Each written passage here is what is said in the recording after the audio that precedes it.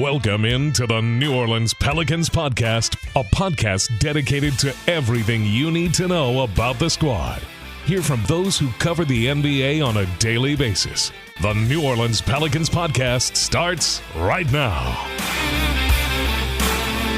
Welcome to the Pelicans Podcast. I am Joe Cardosi, joined by the indomitable Jim Eichenhofer. We are back in the Pelicans studio, the now famous Pelicans studio, I guess I can say, after the schedule release. Jim, how you doing, man?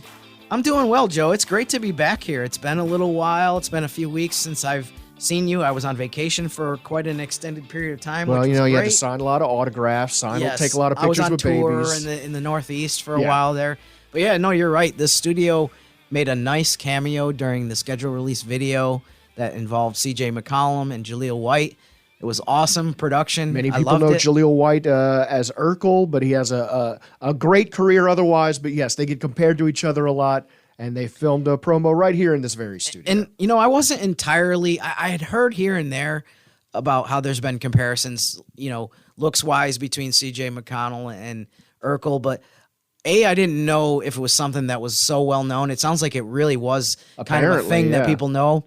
And B, I didn't realize that CJ would be so happy to accommodate the idea and just so welcome to it. I mean, that was really cool that he obviously okayed the idea and said, "Yeah, let's do this." And I thought there were a lot of compliments about his acting skills. I mean, he's a pretty multi-talented guy, Dazzled but me. He showed what he could do in that form as well, including a brief part of the video where those two guys were sitting down in the studio where we're sitting right now. And I thought it was cool to see all the decorations that you've added to the place. Yeah. I tried to make this place look like an actual studio, or it's like a creative space. And I think I've gotten some sideways looks with some of the stuff I've brought in, but I'm glad to see, luckily it met the approval of the higher ups who let them film in here.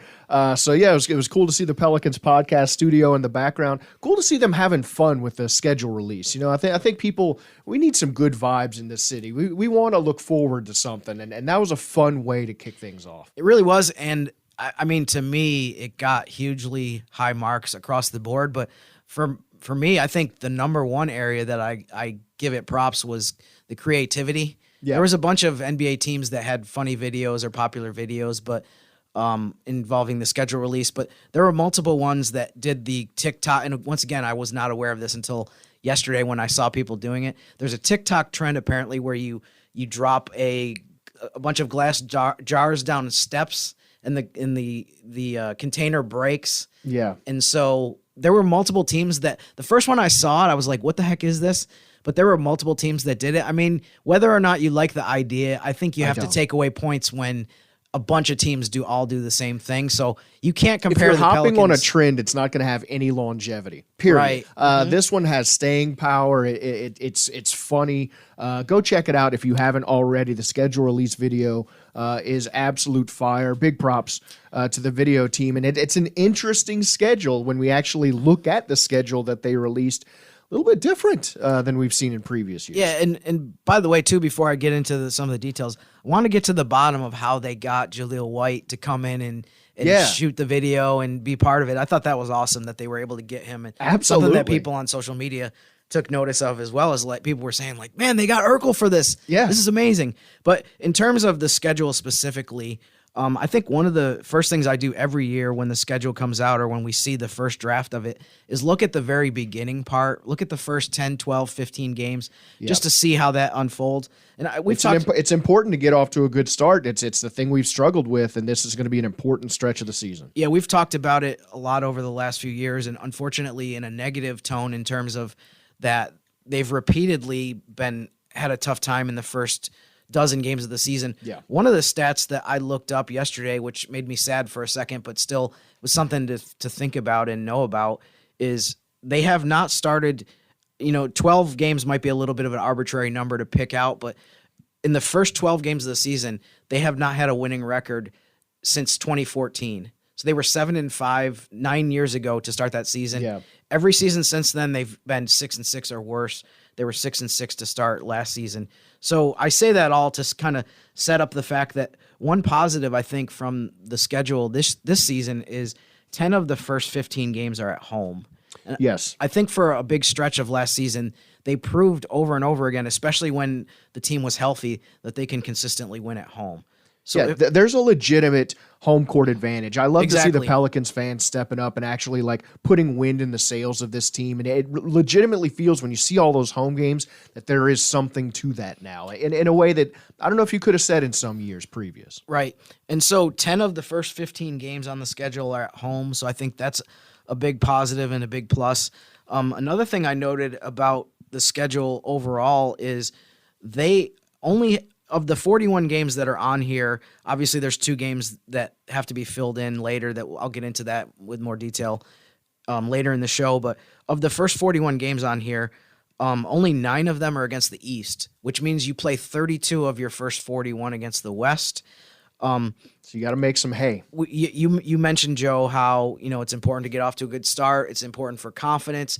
It's important for just obviously the standings. You don't want to dig yourself a hole. You just don't want to be spending, digging yourself out of the hole the whole season. You can never really get momentum when you feel like you're trying to play catch up the whole time. But I would venture to say that it's more important than it ever has been this season to get off to a good start because, like I mentioned, you have so many games against the West in the first half of the season.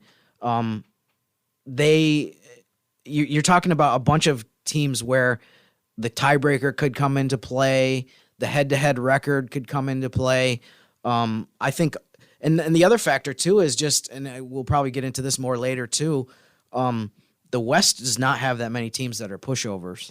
So the West is loaded now. Right. So not only are you playing a ton of games against the West, but you don't have hardly any nights of those 32 games that I mentioned where you're going to be like, we can just walk out on the court rest and win. our guys a little bit. Right. Yeah. I mean, the teams at the bottom of the standings last year, the Spurs, who have the number 1 pick, obviously have Wemby now. Yeah. The Rockets also really struggled last year. I think they had the worst record actually in the West, but they've added a bunch of talent. Yes. We'll see how it comes together, but I don't think there's any way that teams, especially at the beginning part of the season, are going to play the Rockets and be like, they don't have any talent. I mean, they've added a bunch of guys. So basically, you have almost 1 through 15 in the West. Every single team, I think, can make a case that either they're going to be really good this year or they're going to make a big improvement from last year. So add that all up together, and I think it's really important that the Pelicans start off October, November, even into December really well.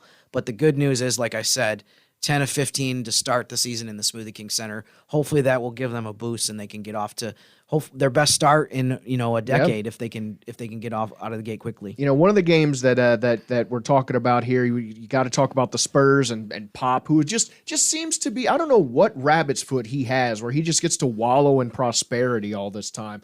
But Spurs versus Pelicans, December 1st, Wemby versus Zion. That's a game I'm really looking forward to because by that point, I think you're going to know what this Pelicans team is. I think you're going to see what that Spurs team, how formidable they're going to be with Wemby. I think it's going to be a fun sort of matchup of former number ones. Yeah, I mean, I think that game will be something that people look forward to. It's on a Friday night. Maybe I'm slightly surprised that wasn't on national TV, but we'll get into national TV impact and how much that changed this year. Surprising stuff about how it changed this year. Right. But yeah, I mean, that's a really interesting game. They actually play the Spurs again a couple weeks after that, but in San Antonio on a Sunday afternoon. So that'll be another game to look forward to. But yeah, this early part of the schedule, I mean, you're playing so many teams that finished near you as well in the West last year, like Minnesota. I think you finished a game behind them. So there's a bunch of games I think people will look at on paper as crucial. And that one's going to be at the Smoothie King Center. I think it's going to be packed probably. I'm just going to guess with Wemby versus Zion at the SKC. It's going to be a little packed. Yeah, and I think there's a bunch of games. I put together on Pelicans.com an article that was the 8 can't miss home games. That one didn't even make the cut, and really? Not as a slight to that game, but just it just shows you that there's so many games that are ones that kind of zoom to the top of the list. Yeah. I mean, Phoenix was on there, Golden State's on there, the opener against the Knicks. You pretty much have to include the opener no matter who it's against, just because that's a game that's going to set the tone to. Yeah. And always sells out or comes close to that. So it was really difficult to get it down to even 8 can't miss home games. Sure. But I think a lot of that just speaks to just how many opponents there are that are interesting. I'm just amazed you didn't make it just like an even 10. Just add 2, make your job a little easier. Still an even number, but you know what? You whittled it down to 8 because you grind. You never stop grinding. And I make tough decisions. That's what they have pay me for, to make the difficult decisions. Jim's office is all by itself down a long hall because no one else is allowed into the process. But yeah, I mean, there's important work going down in there, and now we can really sort of start looking ahead at the schedule. And this is when it gets fun. You know, you never want to look too far ahead in the crystal ball. You never want to start marking wins and losses before you play the games. That's how you get into bad spots. But it's an interesting schedule. It seems like we are going to have to prove ourselves pretty early here. Not a lot of easy stretches in here. You don't look at this schedule and go, it's going to be easy here, easy there. It's really it's going to be a grind. Yeah, and to that point, I noticed some of the road trips, for example. They have a road trip in January that I think might be, you'd be hard pressed to find a more difficult 5-game road trip. Yeah, that's what I was looking at. If someone can find one across the NBA for any team this season, you tweet it to me and let me know. But I think you'll be hard pressed. They play at Sacramento, at Golden State, at Denver, and then twice at Dallas. When Dallas is the team that had the worst record among the 5 opponents or the 5 teams that you're playing, that's something. That says something. And the Pelicans really honestly have struggled a lot in Dallas, even during the years when the Mavericks haven't been very good. I think they lost both games in Dallas last year, even though the Mavericks ended up 38-44 and didn't even make the play-in tournament. So, no matter what the state of the Mavericks are in general, just the fact that Luka's there always makes you a little nervous, or maybe a lot nervous, especially on the road. But that's just one example of they have several long road trips where it's like, okay, where is the cupcake team that it's on this? It's like non-existent. Yes, and you're really going to see the mettle of this team tested. I don't know whether I'm excited to see them forged in fire like this, or I'm nervous to see them sort of thrown into the deep end when we still have a lot of questions about this team. But we're going to find out a lot about this team pretty early. And another new thing that we're going to be looking at, the in-season tournament, much debated, much talked about. This is going to get interesting, Jim. Yeah, it is. And, you mentioned how we're going to see this team tested early in the season. I think they have basically 4 games between November 10th and November 24th, so over a 2-week span. That's their entire in-season tournament pool play games. People have talked a lot lately, or since the idea was kind of announced, people have said, like, what's the motivation? Like, why should teams care about this? Why should fans care about this? And I think one of the things that jumps out to me is that if you do win the in-season tournament, if you win the championship, you're going to have gone, basically maybe 7-0 or 6-1 in a stretch of those games, which, obviously just based on the math, that's a huge jump right there. We have to keep reminding people that this is not a separate thing that's out from the rest of the schedule. Right. All of these games count as regular season games. So part of it is it's the same motivation that you would have had anyways, even if there was no in-season tournament, is that you're playing a bunch of games. In this case, every team in the league is playing teams within their conference, right? Because that's how they did the groups. Pelicans are in Group B. They play at Houston first on November 10th. Then they have a home game against Dallas, then they have a home game against Denver, and then they finish at the Clippers. So, beyond even the detail of, okay, these are in-season tournament games, a lot of those are going to be teams that you want to beat because of some of the stuff I mentioned earlier, where it's tiebreakers, you might be in the standings, you might be tight with them in the standings. So that part of it definitely factors in a ton. And it is going to get confusing. You're going to have a lot of fans sort of tweeting throughout the season, what's going on, especially a lot of more casual fans who aren't keeping up with some of these changes. But what I do respect about, Adam Silver and the NBA in general is just that they're willing to innovate. Not a lot of professional sports leagues are doing a lot other than like maybe fancy camera angles or something. Right. The NBA is willing to fundamentally shake things up and give fans something new. And while it may take some adjustment, I think it's going to be fun to see people sort of getting excited as they understand the process. And I think, to me, the way that I envision how we are going to follow the in-season tournament is that basically you're going to have kind of a separate standings or a separate table where you have the 5 teams that are in the group, and everyone just tracks what their record is during the pool play part of it, during the group games. It won't be that complicated because every team's only playing 4 games, so it's not like you're gonna have to do a lot of math it's just to figure easy out. to fear new things now. Right. But so I think that's going to be part of it. There's definitely been, from some of the shows I've listened to already in the last day or so, I feel like there's definitely some confusion from people on, for example, if you don't make the in-season tournament quarterfinals, if you don't make that final 8 knockout round stage, how are you adding those other 2 games? There's actually, to try to make this as simple as possible, because I know a lot of people have already asked about this, and it's the Jim-splanation. People haven't really had a great explanation in some of the stuff I've listened to. And we got to say, a lot of these are written articles a lot of times that people are reading about this stuff, and it's hard to follow a lot of this when it's being written. As the season goes on, there are going to be more sports analysts talking about this in a more clear and concise and thorough way. But for now, it's still getting sorted through, and this is probably the closest they'll get, the Jimfo. And to add to what you said too, I mean, it's not till December, so it's not like it's urgent thing that we need to know right this second, but just FYI, because like I said, people have been wondering about this. So basically the NBA has criteria where they're going to rank the 15 teams in each conference.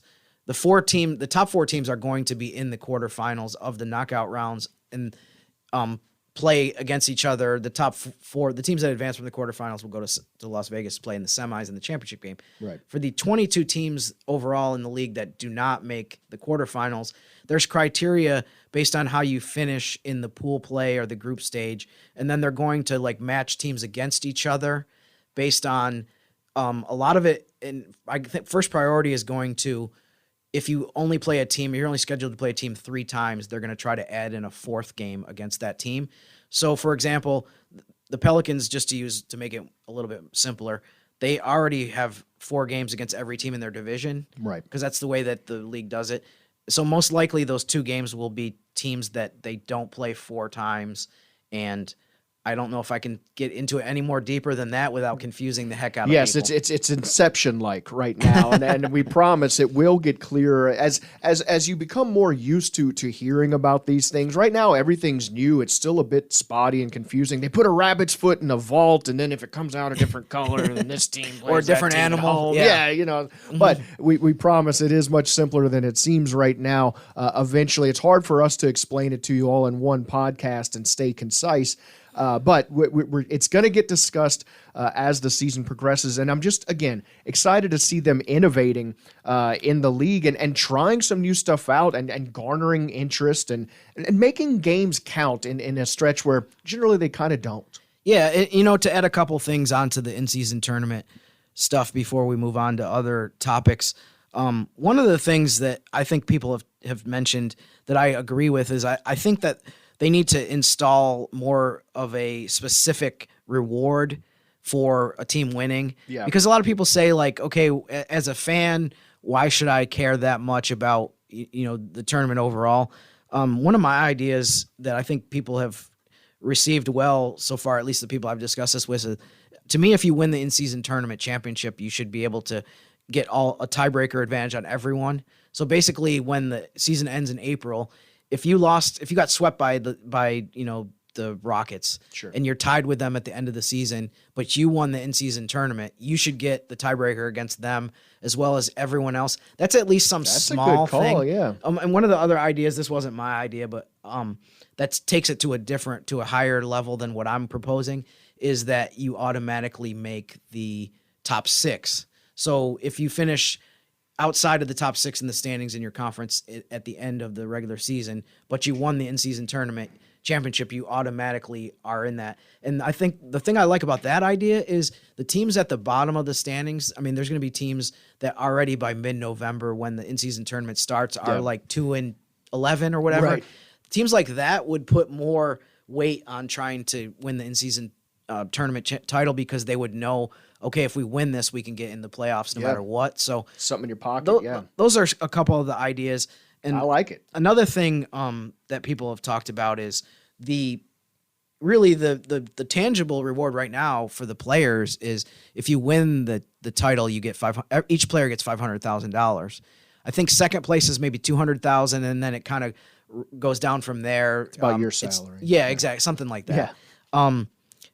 So a lot of people have said, and I'm curious to hear your thoughts on this too, is people have said, well, some players in the NBA make $30 million, $40 million, so why should they care about 500,000? But on the flip side of that, though, there's a lot of players in the NBA that make, $2 million, $1 million. If you make, I'd be happy to make $1 million a year. Of course. But if I did make $1 million, 500,000 would not be something I would just be like, no big deal. That's a lot of money. Especially when people see on paper, like, okay, they make $1 million, and then how much of that is taxed, and then how much of that goes to their agent, how much of that goes to other people, and how much are they actually getting out of that? I don't care how rich you are. The richest people you meet are always almost like greedy about money. They're always like, I'll take that extra 1,000. And look, I don't care how much money you have. If you throw 150 grand at me, whatever, happy to take it. I think, and especially like you're saying, for some of these younger guys on more minor contracts, rookie contracts and stuff, for one, the clout, and for another, the money. Bragging rights. Sometimes it's more than money for some of these guys. I just love to see extra motivation in general thrown into the pot. I'll start with, this is a minor thing, but the exposure that some of the teams that aren't on national TV a lot will get by making the quarterfinals of the in-season tournament, where every game is on national TV. There's teams, this isn't the case with the Pelicans, but there's teams that have 0 or 1 national TV games all season. Oof. So, that's a minor motivation, I think, for players. But a much bigger one is, like I said, somebody had a stat the other day, and now I forget exactly what it is, but it's something like 50% of the players in the NBA make $4 million a year or less. Right. So I think for half of the league, or maybe more than half of the league, the $500,000, like I said, is nothing to sneeze at. That's a nice chunk of money.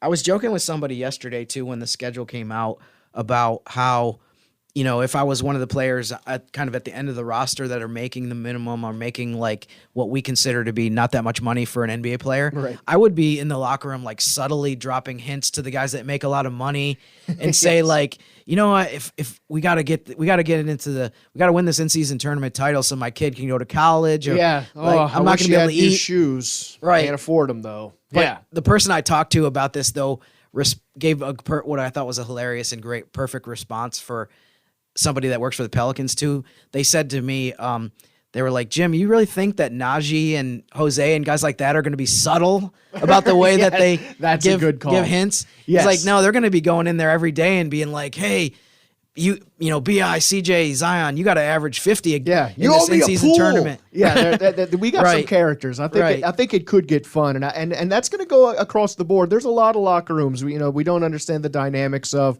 interpersonally. This could be a fun motivational thing, sort of across the board. And I kind of can't wait until, I'm sure I won't be the only one, but I can't wait to ask some of the guys, like the two guys I just mentioned, and some of the other players that may be relatively new to the NBA, how much motivation they have to win $500,000, as well as, how much they're telling some of their more lucrative contract teammates, how important it is to them and how much of a priority it should be, because I can almost guarantee you with the group of guys that we have that some of those responses are going to be hilarious. Oh, for sure. Some of the stuff that we hear in the locker room during the season, during the in-season tournament, when anyone brings up the $500,000 are going to be hysterical. And honestly, to monitor, to your point too about some of the guys some of the people that you meet that are wealthier, and how some of them can still be a little bit stingy with their money.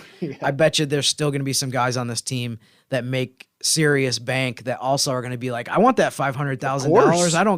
I don't care if it's only whatever percentage of my salary. Just always give me that trying to extra break money. The high score. That's the thing. And also, look, you $500,000. Even if you're rich, you could buy a very nice ring for your lady or something. Mm-hmm. That money could save a marriage. So you never know what's going on behind the scenes. Yeah. You want that $500K. That's all I'm saying. Mm-hmm. It's nothing to sneeze at. Even if you're rich like Jim, nothing to sneeze at. That $500K. Exactly. And one good thing about this, the schedule being released, Jim, the Pelicans are going to be more visible to the fans that don't get to check out Joel and AD as much locally. Seems like they're going to be more national TV games, which is a thing that I know we've been hearing people cry about, and myself included, for a long time. Yeah, I mean, they have, if you just look at ESPN and TNT, they only have 6 games on those 2 networks. So it's definitely down from what it has been the last few years. I have heard people say or tweet maybe that they're actually not that disappointed that the number is only 6, because I know, for example, my family, my mom lives in New York, and my brother's family, they watch the games on League Pass, and if the game is on ESPN or TNT, you can't watch it on League Pass, and because of that, you can't get Joel and Antonio. So I know there's a lot of fans out there and people that follow the team maybe outside of New Orleans who are kind of okay with it because they want to get the maximum Joel and AD exposure that or they you could tune into the radio, listen to Todd Graffinini and John Deshays. Right. I mean, you never know. If you can't get Joel and Antonio because it's on national TV, you want to get those guys on the radio. You want a local broadcast. Yes. You want a local flavor as much as possible. Yeah. So looking at those 6 games, Jim, anything looking particularly juicy for you as the national TV audience is going to get to soak it in? You want the Pelicans to be on that national stage looking well. Well, in fact, there is something extremely juicy, and that is something that I think people have already discussed in the last 24 hours, and that is the game on December 19th on TNT against Memphis. It's a Tuesday night. That actually is Memphis's 26th game of the regular season. Jim, why does that matter, the 26th? Well, Ja Morant is suspended for 25 games. Oh. So, we don't see other teams' schedule. I think this is important to point this out because I saw a couple tweets that were responding to me yesterday in terms of what I wrote and explaining like why the way it impacts the other team. We don't see the other team's schedules. We only see ours before we put everything together. So when we saw that game December 19th against Memphis was on TNT, I didn't think anything of it because it's actually just randomly, it's the Pelicans' 28th game. Right. So I figured, okay, well, Ja Morant's probably still going to be out because if it's the Pelicans' 28th game, it's probably roughly the Memphis's 28th game as well. But I was wrong. They only played 25 games before that, so he will actually be making his season debut in that game. So I mean, now it all makes sense now. Yeah. It all makes sense now why they picked that game to be on TNT. Yes. That's the Jimfo. This is why you tune into the podcast. That's a deep dive that you would have had to go through. But, he has just a big board, and he's got, markers and wires everywhere. And this is why. A lot of complicated formulas and math equations. It's like a detective. Besides that, though, most of the other games that are on ESPN or TNT are road games. The only other home game that's on ESPN or TNT is February 23rd against Miami. That's the second game after the All-Star break. So that'll be an interesting game as well. It's a little weird. One quick note, that's a 9 p.m. tip-off time, and it's also a back-to-back for the Pelicans who play Houston in the Smoothie King Center the night before. So we might dread that a little bit in terms of the people that have to work the games. But I'm going to be highly caffeinated that night. Right. But other than that, you have a game November 1st at OKC on ESPN. You have a January 10th game on ESPN at Golden State. February 7th at the Clippers on ESPN, and then April 11th at Sacramento on TNT. So once again, other than the Miami game, we talked a lot earlier about Western Conference, and that's also the big theme of the national TV games as well, is that they're going to be mostly against teams that you as a fan probably do not like, and also emphasize as this is an important game for the Pelicans to win. Yeah, I mean, it's a smart strategy. You wish we had more national TV games, but we'll take them. And, we'll happily watch Joel and AD locally as well, and listen to Todd Graffinini and Mr. John DeShazer as well. So a lot of what it looks like in this schedule, and you see these blocked out chunks of away and home and yada, yada. Seems like the reduction in travel was prioritized. Yeah, it was. And I'm not sure how many people have heard him speak, but the NBA has an employee who's does a really good job, in my opinion, named Evan Wash. He's kind of in charge of scheduling and logistics. I was listening to him give an interview where he was talking about how if you wanted to have the least amount of travel for an NBA team, you would actually have them play 41 home games in a row and 41 road games in a row, because that would be the least amount of flights. Basically, what the NBA has tried to do the last couple of years is cut back on the times that a team goes on the road for one game. Because obviously you're talking 2 flights every single time you have a 1-game trip. It's just not an efficient way to do the schedule. It throws off a rhythm too. So many reasons not to like that. And honestly, I mean, obviously, I my physical exertion when I covered the team on the road and did road games was sitting at a laptop. But even with that, those 1-game road trips and 1-game homestands I found to be tiring because it felt like you were never able to really unpack your suitcase. Well, and also you're constantly going, what time is it? What time zone is this? Yeah. It was so I definitely approve of the idea of just getting rid of all of those one-offs where you either just come home for 48 hours or you go to Memphis, Houston, wherever close by for 1 day and then come back. So, but basically what they've done is in the Pelicans case, I mean, they have 5 homestands that account for 25 of their home games. So they have 5 homestands that are at least 4 games or more. Right. I think 1 or 2 of those are 6-game homestands. And same with the road. This is the most, I was talking about this with PR yesterday when the schedule came out as well. This is, we're pretty much all in agreement that this is the most that the NBA has ever done in terms of, like you said, use the term blocks, of making the schedule that way. I think it just makes a lot of sense for a lot of reasons. Yeah. It's also, I think, a little bit easier for fans to follow. You know, the NBA schedule is so 82 all games over the is place. A lot to keep right, track exactly. Of, you know. So, I mean, when you have more distinct stretches of like, okay, we know they're going to be home for the first 2 weeks of, you know, whatever month, and then you know they're going to be gone for the next 10, 12 days. To me, I think it makes it a little bit easier to follow and understand. You don't have to pull out your pocket schedule every single day. Or well, if you've never been to a game, it allows the more casual fans to understand they're going to be home for this block of time. Maybe get some more fans that haven't been able to get into games. It is strange, but I do understand the benefit of it. It's going to take some getting used to. Right. But again, I'm just.